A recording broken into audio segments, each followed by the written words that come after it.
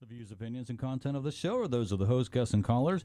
They do not necessarily reflect those of Local Matters Broadcasting, LLC, its owners, partners, affiliates, assigns, or heirs.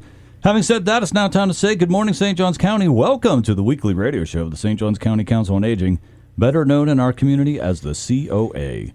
We are your local nonprofit agency who for the past 51 years has been leading and advocating for the dignity and independence of seniors and responding to their changing needs. I'm Brian Robinson, Program Director for COA, broadcasting to you live from the studio of WFOY 102.1 FM, your local radio station for news, sports, and talk. Before we get into our show, let me remind everyone that if you have a question, a comment, or a suggestion for a radio show topic, or if you just want to email me and tell me how good looking I am, you can send your email to radio@coasjc.org. Again, that's radio@coasjc.org. And if you have a question during this morning's show and you want to jump on your email and send a question in, we will try to work it into our show. Again, that's radio@coasjc.org. Joining me this morning are Scott Harrington and Kathleen Andrews with the Seniors vs. Crime Project of St. Johns County. Scott and Kathleen, welcome to the show. Good morning, and thank you, Brian. Thank you so much for taking time out of your very busy schedule to be on the show with us. And so first, if you would, just take some time. Tell our audience about yourself and how you ended up involved with the Seniors vs. Crime Project. Kathleen, we'll let you go first. So my name is Kathleen Andrews, as you already know, and my background is somewhat in law enforcement, mostly in compliance, corporate compliance. I got interested in the project because I had a family member who was scammed, and it took us a great deal of time to unwind the problems that she created. The St. Johns County Sheriff's Office was very helpful in that because they prevented her from losing any money, but she lost her identity, so we had to unwind that. So I felt very compassionate about her and hence very passionate about helping other people, preventing them from getting into a situation and then helping them if they get into one. Fantastic. And Scott, how about yourself? Thank you, Brian, and thanks for having us this morning. It's such a great opportunity for our organization to get a wider audience as we build the group. Scott Harrington, I moved down here to St. Augustine about 15 years ago. My background is as a police officer. I had a career as a police officer in New York, and through that you see all kinds of tragedy often. You see triumph as well. But recognizing that Florida is the home for the most senior citizens in America, more or less, and a group that is a target for scammers, this opportunity given to us by Sheriff Hardwick, the St. Johns County Sheriff's Office, and the Attorney General's Office. It was Pam Bondi when we came in to being, and now we have Mr. Utmeyer, who's our new Attorney General. Seniors vs. Crime is a special program of the Attorney General's Office, and it's sponsored by the Sheriff's Department. And that's our goal. We have a variety of backgrounds with our volunteers. We have 8 volunteers right now. Our volunteer corps is full, and we have backgrounds ranging from law enforcement to IT to education to compliance. Did I miss any, Kathleen? Banking. Banking. Our newest volunteer has a background as a banking administrator, which helps us when we're talking to folks for whom banking has been part of the scam. Fantastic. Well, I absolutely love what you do. I know that it was a program that the sheriff did before when he was the chief at St. Augustine Beach Police Department. And then he became the sheriff, and then it just kind of fell by the wayside for a little bit. And then last year, I think around January, February, they got it started back up. And that's when I first learned about it and had some others on the show at that time to just kind of talk about it. And so it's great to see the program continuing on. It's fantastic what you do because scams are constantly evolving. And our senior population is very vulnerable to these scams. And Correct. So we'll be talking a lot about these different scams that are out there. I got a list of different questions for you. You know, I recently watched a movie. I don't know if you've seen it. It's called Thelma. And it's basically a senior who she was very close to her grandson, who was in his early 20s. and again, this is just the show, but it's shows what kind of type of things that are going on out there. But so anyway, she gets a phone call from someone pretending to be her grandson, who said that he had been arrested and needed $10,000 bail money, and then only in cash, right? And so in the movie, then the fictitious grandson that called her, it says, okay, somebody else is going to be calling you. And so this other guy who is part of the scam calls her and says, okay, and this is where you need to mail it to, and so forth. Well, in the movie, then after she figures out she's been scammed, right, and then she takes it upon herself to go get her money back, right? Atta girl. which in the movie, it works out great in the end for her in the movie, right? But that's not necessarily the approach that we want folks to take. We want them to come to somebody like you if they've been scammed, and let the experts, right, try to handle this. I want to give you a little bit of background on seniors versus crime, but I want to address that because you brought it up. That's a very common scam. My own family, my mother was a victim of that, but we had pre-planned for that, and there is a very, very easy way for folks to avoid that scam that we recommend when we do our presentations, and that's to have a family code word. If you need to call your mom, your grandmother, grandfather, aunt, uncle, and you're a younger person or an older person who needs to call a younger person, because it can go either way, the family should develop a code word and use that code word when they call. If this, Grandma, this is Scott. Scott, what's the code word? The code word is Bluebird. Now I know that you're my grandson, and we can go on ahead and have that conversation, and that avoids that type of situation. Yeah, that's great. And then so that brings a question to my mind then. Should they change the code word periodically? Well, if you think somebody's tapped in, why not? It's never a bit. It's just like your password. Again, to launch right into it, many of us, myself included, do a lot of their personal business, banking business, shopping, things like that on the internet now, right? And that is the greatest source of scams in the world is the internet. That's what has brought this all to the forefront. And we tend to often use the same password for multiple accounts. Why do we do that? Because it's easier for us to remember, right? We got to remember that password. That is the worst security roadblock that you can have. You need unique and different passwords for all of your various online accounts, bank accounts, credit card accounts, social media accounts. People get their social media accounts hacked all the time. But that password is their key, if you will, into the lock of your bank account, of your social media account. And so those passwords should be difficult, and they should be changed as often as you're willing to do it. It's a little bit of a hassle, right? You got to write it down. You got to put it somewhere. But modern day cell phones, modern day, that just shows you how old I am, right? Cell phones have a capacity to store that information, make it a little easier. But that password, it's a key to keeping them out of your personal business. Mm-hmm. That's fantastic. Okay, well, I got a lot of other questions that we're going to ask as the show goes on, but we're going to go ahead and take our first commercial break at this moment.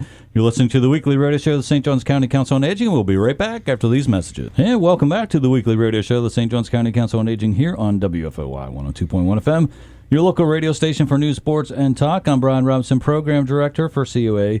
Joined this morning by Scott Harrington and Kathleen Andrews of the Seniors versus Crime Project of St. Johns County. So before we jump into my next question, if you would, just kind of walk our listeners on how they can contact you. Sure. That's a great question. We have an office here thanks to Sheriff Hardwick and the St. Johns County Sheriff's Office. He was instrumental in getting us back on program here in St. Johns County. As you mentioned, he was the police chief for St. Augustine Beach and had a very active Seniors versus Crime program back then. It sort of ebbed and flowed when he left and became the sheriff.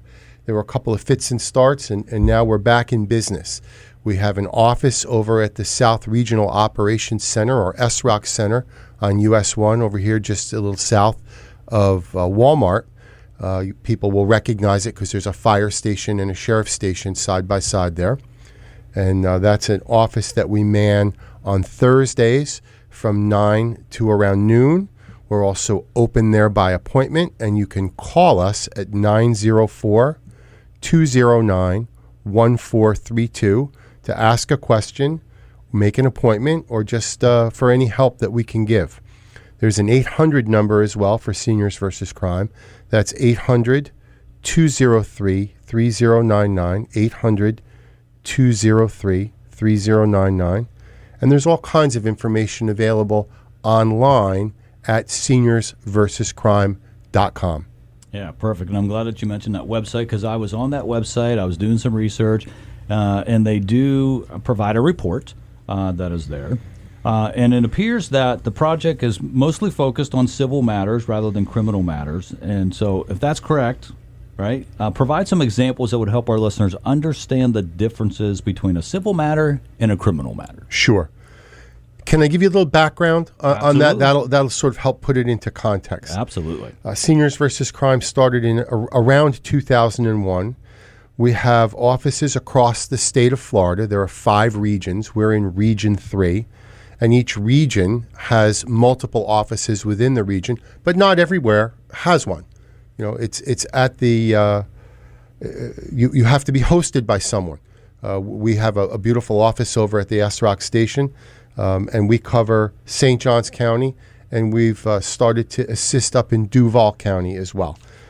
Since 2001, Seniors versus Crime have handled over 39,000 complaints or cases, and has recovered $16 million real dollars, $16 million in real cash, and $12 million in realized gain, which relative to your question, in civil complaints, realized gain can be a scenario where a contractor and a customer have a dispute, and we step in and resolve that, and the contractor finishes the job. That would be a realized gain. So the question is criminal versus civil. Seniors versus Crime does not do any criminal investigations. We are not a law enforcement agency. We are mediators or negotiators. We want to help a victim or a complainant or someone who feels that a disservice has been done to them to resolve it before any further action needs to be taken. We'd like to see, and you know, there, as we say in the world of police work, there are 3 sides to every story: yours, mine, and the truth, which is somewhere in between, because we all perceive things differently in conversations and situations. But civil cases are cases that usually evolve out of a dispute of some kind between a customer and a provider. That can be a plumber, an electrician, a doctor, a caregiver, a car dealership, a neighbor, someone trying to give you a hand. Anytime where there is an arrangement made and there's a payment to be made and that arrangement goes bad, that's not a crime unless that money's been stolen, and there are specific criteria for that. But you and I could have a dispute about, I'm going to mow your lawn for you, and I don't show up, and you paid me ahead of time, and I don't come back, and you want your money back, and I say, Brian, I'm not giving you your money back. Well, you could call us for something like that, where we would sit down with you and the lawnmower person and say, hey, why don't we try to work this out in everybody's benefit? That sort of a thing. Does that sort of clear it up? Oh, absolutely. Okay. And then it brings up another question in my mind as I'm listening to you talk. So what about this scenario, right? Let's say somebody purchases something on eBay, right? And they pay for the thing, and then the person just never sends the item, right? And this happened to me. Okay, now Sure. I decided not to, I reached out to eBay, and then it just never went any further. So it was only like $20, right? So I was like, and the guy who I was trying to buy something from was just a complete jerk. I mean, he started emailing me and F you, and because I reported him, right? Sure.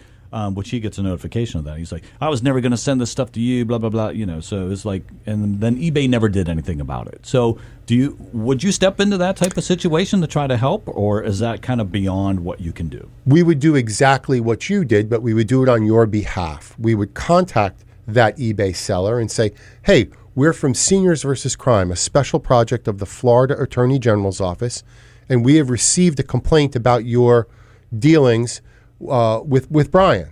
we'd like to resolve that matter. So the question is, would we step in? We'll step in wherever it's appropriate for us to step in. There are situations, we don't have any law enforcement authority to force something to happen. However, we do have the vast power of the free state of Florida to do referrals to other agencies. There are licensing agencies in Florida. We work directly with the St. Johns County Sheriff's Office. We work in their office and have referred a number of cases to them in situations where it was past our ability or it was a crime rather than a civil dispute. So there is no problem that you shouldn't call with. We'll do the best we can. That doesn't always mean we're going to win. And as I said before, it doesn't always mean you're right and they're wrong. We have come across cases where the complainant has been, for lack of a better term, unreasonable, and that a service provider has tried to make it right. These disputes come up all the time in different scenarios. But we've also had many, many more successes than we've had failures. Yeah, and so that kind of segues into my next question, because for me, $20 wasn't, it wasn't worth it to me to pursue it any further, right? So I was just like, okay, keep my $20. Like, I don't care. Like, but when I look at the report on Seniors versus Crime website, right? So I look at the report. St. Johns County is listed in Region 3. Mm-hmm. So that's composed of Brevard. I'm not sure if I'm going to pronounce everything correctly here. Brevard, Clay, Duval, Flagler, Nassau, Orange, Osceola, Putnam, St. John, Seminole, and Volusia. So a lot of counties in Region 3. Correct. So in 2024 annual report, our region had 303 new cases, recovered $206,324 in real money, $171,524 in realized gain. So when you consider that Region 3 has 11 counties, that really doesn't sound like a lot of money. But when you're a senior on a fixed income, $1 is even important. Even losing a small amount, like $100 or $20, can be detrimental. So my question then is there any amount too small for them to come to you with? I'm going to tell you, and I'm going to let Kathleen talk a little bit about this. The smallest reward that we've been asked to get for a complainant so far has been an apology. And we got that apology. We would never share names or specifics, but Kathleen, talk a little bit about that case, if you would. So this particular person that asked for, and we call it an RFA, or a request for assistance, because we don't want to categorize it necessarily as someone complaining, they just want help. So this particular individual was not particularly satisfied with some work that had been done at her house, and she felt the charge was extravagant. She negotiated to some degree with the vendor, and the vendor thought that she was happy, and then upon further thought, the individual decided she wasn't happy, and she came to us and said, I would like you to elicit an apology, and also wanted the individual that the vendor had sent to be reprimanded. Of course, we have no authority to do that. Sure. Mm-hmm. So after discussion with the vendor, he was surprised because he thought the customer was satisfied. He was very sorry that she was not. He did rebate her some money previously. And okay, that music means we've got to go ahead and take a commercial break. So hold that thought, and we'll let you continue right after these messages. And welcome back to the weekly radio show of the St. Johns County Council on Aging. We're not in Sweet Home, Alabama, but we are in Sweet Home, St. Johns County. And I thank you for tuning in to our show on WFOY 102.1 FM, your local radio station for news, sports, and talk. I'm Brian Robinson, Program Director for COA, joined in the studio this morning by Scott Harrington and Kathleen Andrews with the Seniors versus Crime Project of St. Johns County. And let me just say before we continue on, next week on my show, I'll have Dr. Adrian Long with Crescent Beach Care as my guest. So tune in next week, same place, same time, right here on WFOY 102.1 FM. Kathleen, before the commercial so rudely interrupted you, you were telling us about a story of somebody that basically, in the end, they just wanted an apology. So go ahead, if you would, finish up that story. And then, Scott, I think you said you had some other examples that you wanted to share. Sure. It helps people understand what we do. Yeah. So once I talked to the vendor, he was sorry that there was a miscommunication, and he did apologize. And the person that contacted us accepted the apologies, so we were able to put that to rest. the win-win of it was that the vendor said that they had learned some things about communication and how to clarify a situation before it gets uncomfortable for everybody. And he was pleased that we'd interacted on that particular topic, and we agreed that there were things that he could have done better, and he agreed that there was too. So it was good. He learned something, and she got her apology. Oh, good. So it ended up good in the end. It did So the answer to your question is no. There's no dollar amount too small or no situation that we won't help with. Again, we can't always come to a resolution, but we sure as heck will try. There are many different, we're learning as we go. We all come into this Seniors versus Crime program from our own backgrounds, some of us in law enforcement and corporate and business. And so we learn as we do case after case after case. We've had property damage done, unintentional property damage done, and we're able to recover money from the offender. We've had cases where people are unhappy with a car dealership or a deal to buy a car. We had a situation, and it was not here in St. Johns County, but the victim or the complainant lived in St. Johns County, and she had left the area to purchase a car and thought that the car was represented to have been a clean Carfax car. She found out, make a long story short, she found out very quickly that the car had been in an accident and that it was no longer covered under a warranty. And she felt she was not getting the cooperation from the selling agency that she deserved. And we simply stepped in as a mediator. And when we were able to present her story without some of the emotion that was involved in it, and we're able to talk to the right folks at the dealership because we were able to get through to them, we were able to resolve it. We resolved it to her benefit and to their benefit because they got a happy customer and she got the deal that she wanted. That would be an unrealized financial gain.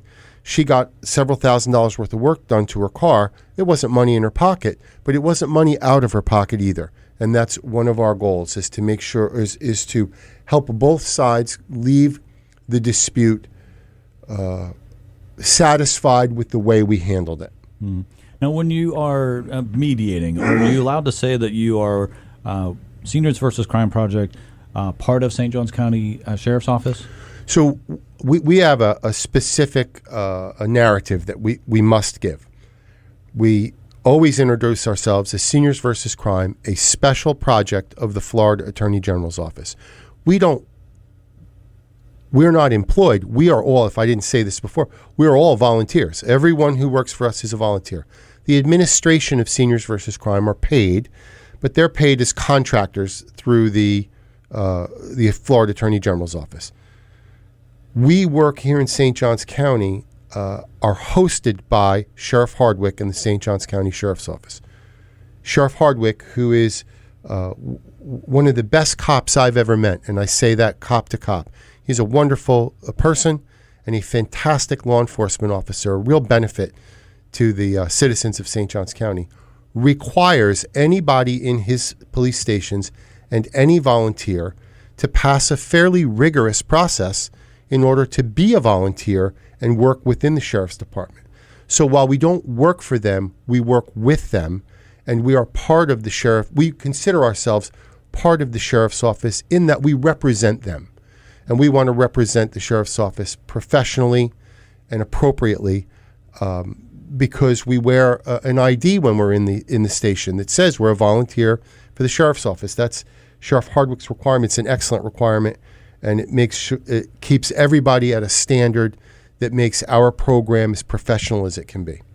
Well, and the reason that I ask is because I figure, as you're mediating and you're talking to, the whether it be the company or the offender, right, Mm-hmm. who's listed, that carries some weight with it to be able to say that it does. That it's a program with the Attorney General's Office, mm-hmm. hosted by the St. Johns County Sheriff's Office. That carries some weight that kind of gets their attention and say, oh, okay, I better take this seriously and be a part of this mediation process. Let's say we use it as a dull sword.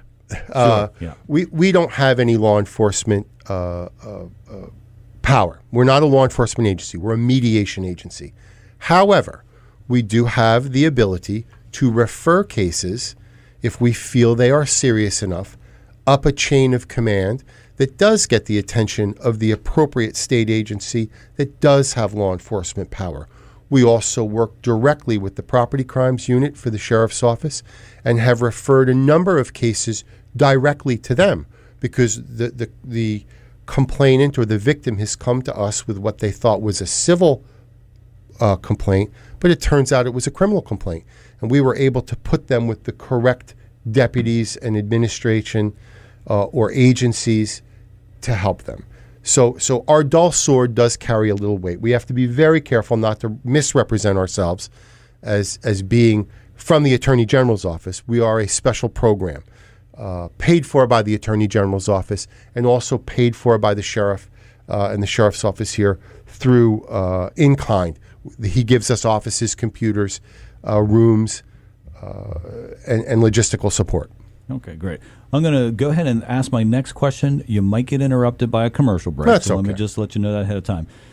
So my next question is this. What should someone do if he or she encounters a senior who truly believes he or she is being scammed, taken advantage of, or victimized, but his or her story sounds questionable? So let me just give you an example. Sure. We had a senior come in to Council on Aging seeking help because he was convinced that someone had followed him from another state, moved in next door, tapped his cell phone, installed secret cameras in his apartment, and was following him everywhere. He said that the sheriff's department would not help him. So thankfully, he provided me a family member's phone number, and after speaking with the family member, I learned that the senior had been dealing with hallucinations and delusions for many years, and the situation was not real. So my question is, if I send a senior to Seniors versus Crime, are the volunteers trained on how to handle an individual who is dealing with mental health issues? And so that music means we'll answer that question when we come back. Yes. We'll be right back after these messages.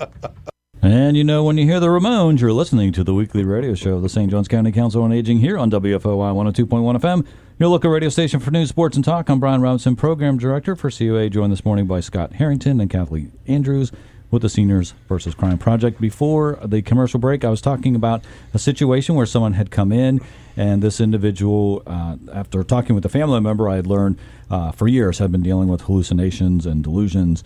So sometimes that happens because maybe the person has schizophrenia, but that can also happen for folks that have dementia, right? And so my question is, are you prepared? Or, you know, as somebody comes to you and they're telling their story, you know, are you prepared and trained to handle somebody that is in this type of situation? So as I mentioned before, Brian, we have a variety of background experience.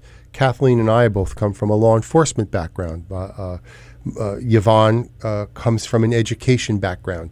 Deborah comes from a business background. So we all bring the training from those careers here. And when we get to Seniors versus Crime, we're trained on the processes and procedures of the Florida Attorney General's office and also the St. Johns County Sheriff's Office to make sure that we are complying with those kind of things. That said, I mentioned this earlier, there's three sides to every story: yours, mine, and the truth in between. Once you start to talk to someone and start to do research, you can quickly discover or reveal more than you've been presented by one side or the other. And so our experience gives us the training to recognize situations like one you're talking about. And what we would do in a case like that is assist that person in getting to the correct assistance that they needed. You don't really need us. There's not been a civil dispute or a crime, but they still need some help, right? Mm-hmm. And we would never turn our back on someone and say, well, I can't help you, or we can't help you. We are trained not to do that. We can't force someone to get the assistance they need, but we can guide them.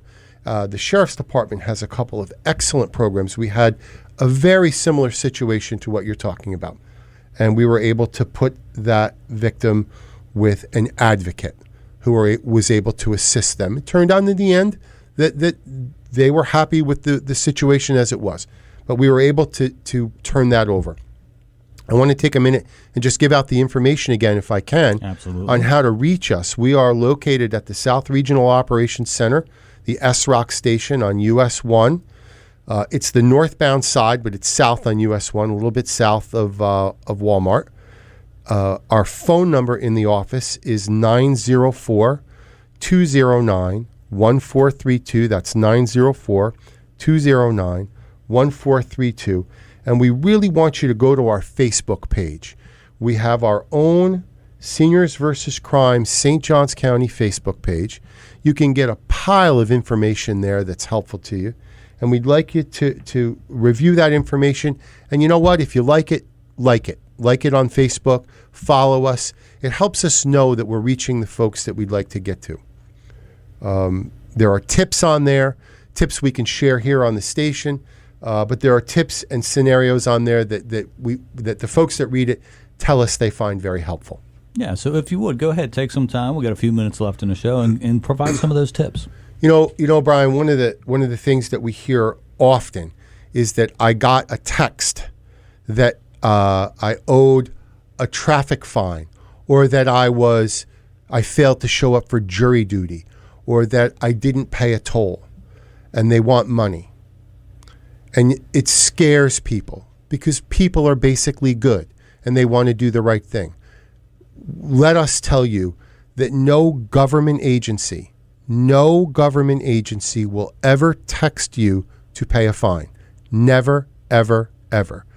Don't pay a fine based on a text. They won't generally email you. They will contact you by mail. Sometimes you can get an email, but never just respond to the email. Never click a link on an email that you don't know, that isn't from something you're very familiar with.